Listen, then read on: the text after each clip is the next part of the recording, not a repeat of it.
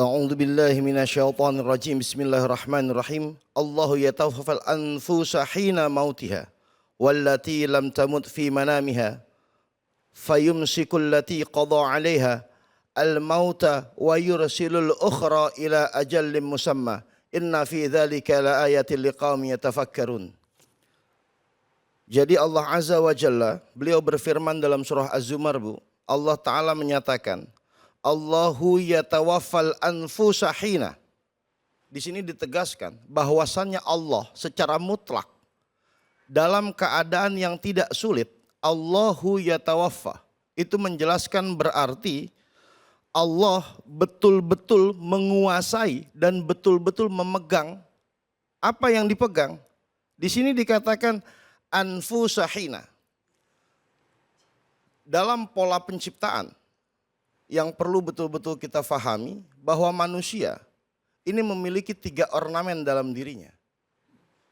Yang pertama, ar-rihun, yaitu tiupan dari sisi Allah Azza wa Jalla yang dinamakan roh. Tapi yang kedua, anfus.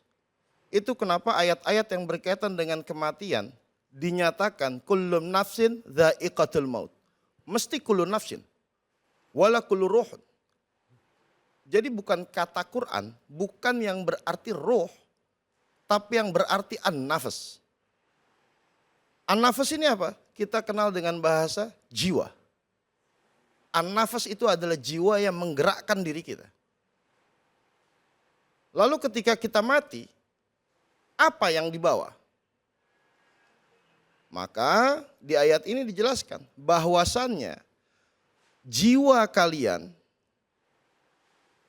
itu berada mutlak dalam genggamanku, kata Allah. Mutlak dalam genggamanku, dalam artian aku tidak kesulitan sedikit pun mau aku ambil ataupun tidak aku ambil. Tapi di ayat di lanjutan ayat ini Allah menyatakan dengan terang, aku memegang jiwa orang-orang yang aku kehendaki. Tapi kemudian sebagian dari jiwa-jiwa itu aku kembalikan. Di situ dikatakan, di sini dijelaskan oleh Allah Azza wa Jalla bahwasannya hina mautiha wallati lam tamut fi manamiha. Bahwasannya orang-orang yang belum mati pun itu aku genggam. Kapan? Pada saat mereka dalam keadaan tertidur. Itu kenapa Sayyidina Syekh Abdul Fida Ismail Ibnu Katsir radhiyallahu taala anhu, beliau menyatakan bahwasannya mati dibagi menjadi 2. Mati besar dan mati kecil. Ketika kita mati besar, itu tentu waktunya akan tiba. Yang muda bisa wafat lebih dulu. Yang tua boleh jadi wafat lebih lama. Karena umur ini nggak bisa ditentukan, Bu. Belum tentu ibu-ibu yang sepuh itu terus kemudian wafat lebih dulu dan kami yang muda wafat belakangan. Ini belum tentu. Itu kenapa Imam Ghazali dalam kitab Ihya al-Ulumuddin bertanya ke murid-muridnya, apa yang paling dekat? Muridnya jawab, segala macam. Imam Ghazali bilang, yang paling dekat dengan kita itu kematian. Nggak ada sesuatu yang lebih dekat kecuali mati. Lalu mati yang seperti apa? Yang perlu kita takutkan itu sebetulnya bukan mati besar ketika nanti tiba. Yang perlu kita khawatirkan adalah mati hati kita, matinya iman kita, matinya i'tiqad kita menuju kepada Allah Azza wa Jalla sampai kita nggak ngerti lagi kalau kita manusia. Jadi yang paling berbahaya itu ketika hati kita mati, membusuk dalam jasad yang hidup. Na'udzubillah min dzalik. Itu kenapa Imam Ghazali dalam kitab Ihya al-Ulumuddin, beliau menyatakan bahwasannya hatimu itu sama seperti jasadmu. Butuh makan dan butuh minum. Apa makanan hati? Hikmah. Apa minuman hati? Ilmu. Maka bersyukurlah Bapak Ibu sekalian, penonton di rumah bahwasannya apabila kita masih dikehendaki oleh Allah Azza wa Jalla untuk menuntut ilmu, untuk mendengarkan nasihat-nasihat dari para guru-guru kita yang mulia, maka itu petanda bahwa hati kita itu belum mati. Itu yang perlu kita syukuri dengan baik. Sehingga ayat Az-Zumar ayat 42, Al-Baqarah ayat 259, Surah Al-An'am ayat 60 dan 61, seperti yang kita ulas tadi, ini semua menceritakan tentang bagaimana proses kematian besar dan proses kematian kecil. Di situ ada satu kesepakatan yang bisa kita ambil dan kita sepakati bersama, bahwa yang pertama, Allah tidak beritahu kapan kamu mati. Ibu nggak dikasih tahu tanggalnya, Bu nanti pulang dari pasar meninggal ya Bu. Enggak dikasih tahu. Itu kenapa kita dipaksa untuk berlari mengejar kebaikan. Kenapa? Karena kita ini kejar-kejaran sama mati.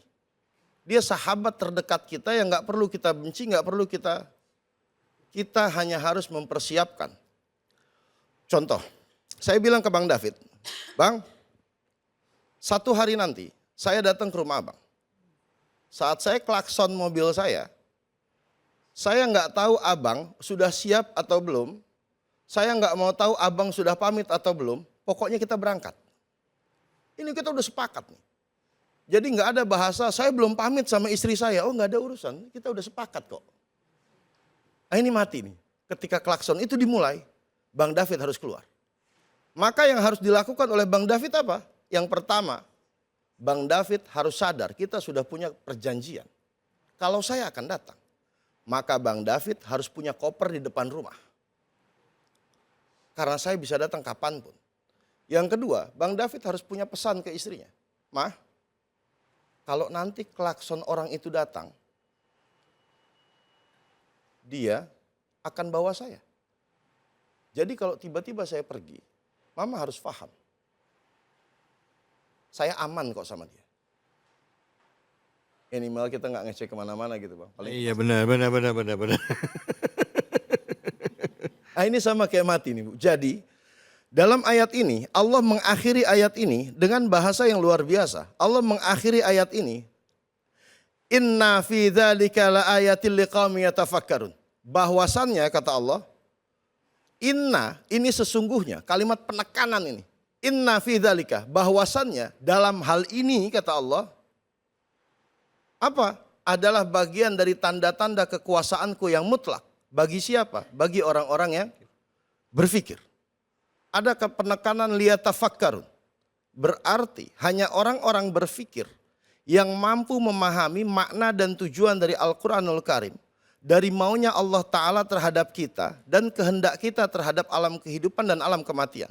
Singkatnya, Allah Ta'ala tidak memberi pilihan bagaimana cara kita mati. Tapi Allah Azza wa Jalla memberikan kita pilihan bagaimana kita mau menjalani hidup kita sebagai hambanya Allah Ta'ala. Sehingga kita akan menyelami alam kematian dengan gegap gempita, dengan senang. Karena kita kembali kepada kekasih kita yang kita rindu-rindukan, Allah Azza wa Jalla, dan kita pulang ke kampung kita. Kurang lebih seperti itu. Adapun keterkaitan dengan mati suri, Al-Quran tidak menjelaskan banyak tentang hal-hal seperti itu. Al-Quran hanya menjelaskan tentang proses-proses kematian. Dan mati suri sekali lagi saya tekankan masuk dalam kategori mati kecil. Berarti semalam saya juga sudah mati suri. Bang David juga mati suri, ibu-ibu juga mati suri. Nanti malam kita mati lagi. Kita baca bismika Allahumma ahya wa bismika amut. Ya Allah, dengan namamu aku hidup. Dan dengan namamu aku mati. Mohon matikan saya dengan baik dan membangkitkan saya dalam keadaan yang lebih baik di esok hari. Mungkin sekian dari saya gitu. Masya Allah, baik. Terima kasih banyak Kiai. Bu, serius ya Bu ya? Udah siapin koper belum? Hah? Udah bilang belum sama suami Manak? Hah? Udah belum? Ini dia barusan Kiai ngomong, Mas David udah siapin koper Bu, saya langsung kerasa Bu. Belum, saya belum siapin koper.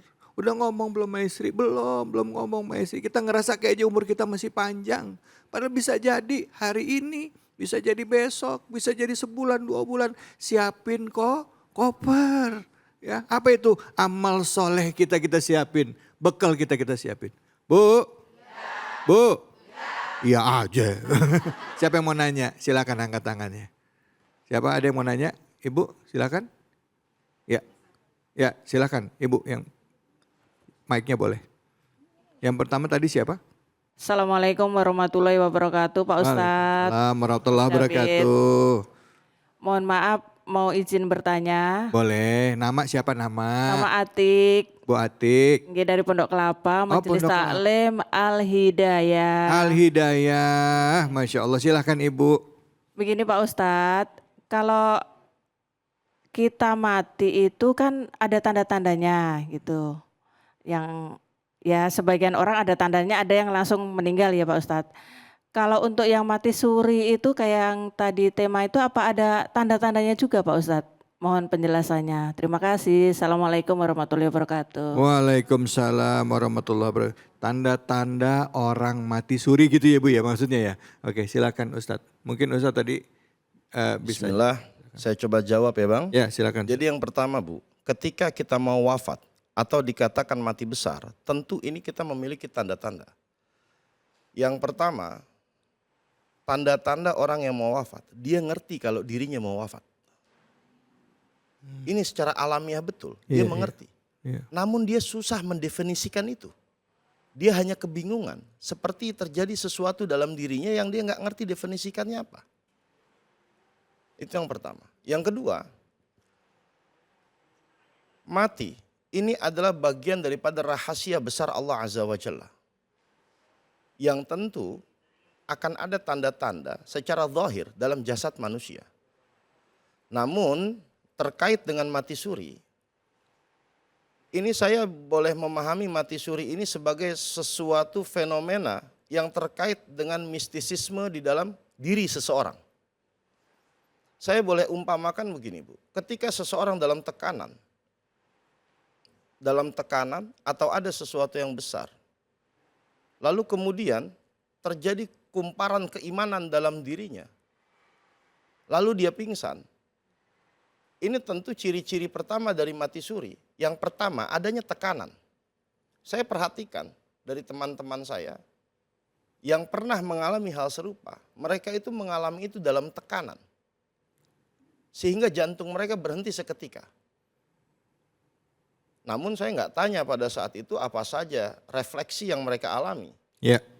Saya tidak bertanya bagaimana rasanya, saya hanya bertanya ketika itu terjadi, kamu sedang apa? Sahabat-sahabat saya di luar sana menjelaskan bahwasannya mereka pada hari itu sedang dalam pikiran yang kacau, sedang dalam tekanan, mereka membutuhkan suntikan kehidupan yang baru dari sisi Allah Azza wa Jalla. Ya.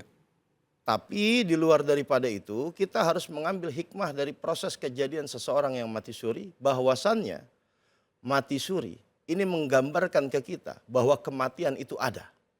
Ya. Yang kedua, kita harus memotivasi diri kita, anak kita, suami kita, istri kita untuk senantiasa menyembah dan memuja kepada Allah Azza wa Jalla. Iyyaka na'budu wa iyyaka nasta'in. Ya. Minta hanya ke Allah, nyembah hanya ke Allah. Sehingga mau bagaimanapun ciri-ciri ketika mau mati, apapun yang terjadi ketika kita mati, kita akan lebih siap. Ya. Kenapa? Karena kita yakin betul Allah bersama dengan diri kita. Dan kita sudah berupaya semaksimal kita untuk menyesuaikan maunya Allah dengan apa yang kita kerjakan. Masya Allah. Kurang lebih seperti itu. Baik, Alhamdulillah. Terima kasih banyak. Ya, Bu. Makasih Ustadz Gilang. Makasih Bu. Dalam medis definisi orang meninggal itu salah satu diantaranya adalah henti jantung. Ya, jantungnya berhenti. Ya, akhirnya menyebabkan dampak ke yang lainnya, termasuk fungsi otak dan lain sebagainya. Tapi di dalam Islam definisi kematian itu adalah pada saat ruh keluar dari jasad. Nah, makanya kita mesti jelas dulu nih ya gitu. Yang dimaksud mati suri ini gimana? Apakah pada saat beliau mengalami itu jantungnya berhenti berdetak ya kan? Atau mungkin hanya pengalaman spiritual ya? Karena tidak jarang juga ada orang yang mengalami koma, dia merasakan ruhnya itu seperti tadi dikatakan oleh Ustadz Jumaruddin, bahwa ruhnya itu seperti burung yang lepas dari sangkar, bisa kemana-mana. Ketemu orang yang meninggal, ngelihat orang tuanya dan lain sebagainya. Kita coba melihat ini dari sudut pandang agama Islam yang tadi sudah disampaikan oleh Ustadz. Islam memandangnya seperti ini loh ya, supaya kita tidak salah pemahaman dan salah memaknai kejadian tersebut. Jangan mana-mana, setelah ini kita akan lanjut lagi, kita akan dengar kajian tafsir juga bersama dengan guru kita Kiai Haji Jumaruddin, tentunya hanya di sini di Cahaya Hati Indonesia.